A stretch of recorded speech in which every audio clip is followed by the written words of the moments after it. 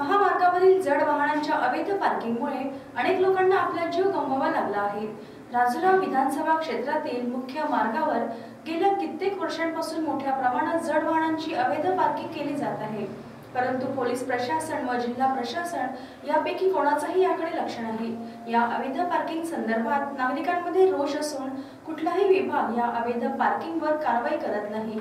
यासाठी महाराष्ट्र नवनिर्माण सेनेतर्फे चंद्रपूर मनसेचे माजी नगरसेवक सचिन भोयर यांनी एका शिष्टमंडळासह जिल्हा पोलीस अधीक्षक मोमका सुदर्शन यांची रक्षाबंधनाच्या दिवशी प्रत्यक्ष भेट घेऊन निवेदन दिले आहे। येणाऱ्या काळात या वाहनांवर कारवाई करा, अवैध पार्किंग हटवा या संदर्भाची मागणी करण्यात आली आहे। अन्यथा आंदोलन उभारण्याचा इशारा देण्यात आला।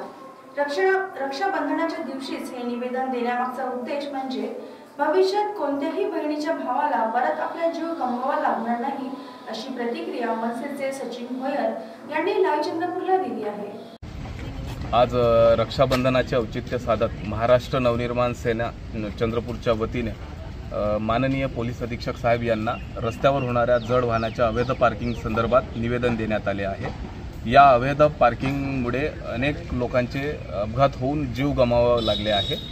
राजुरा विधानसभेतील गडचंदूर शहरालगत मागील 15 दिवसांमध्ये अपघात होऊन जवळपास 8 लोकांनी आपला जीव गमावला आहे।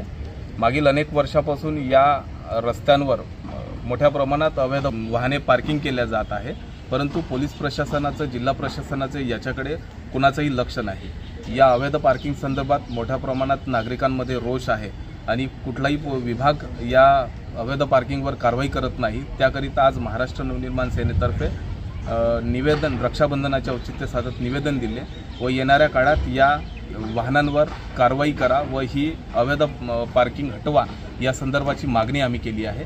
आज रक्षाबंधनाच्या माध्यमातून करण्याचं कारण एकमेव की या अपघातामध्ये परत कुठल्या बहिणीचा भावाला आपला जीव गमवावा न लागण्याकरिता आम्ही आज या ठिकाणी आलो आहे।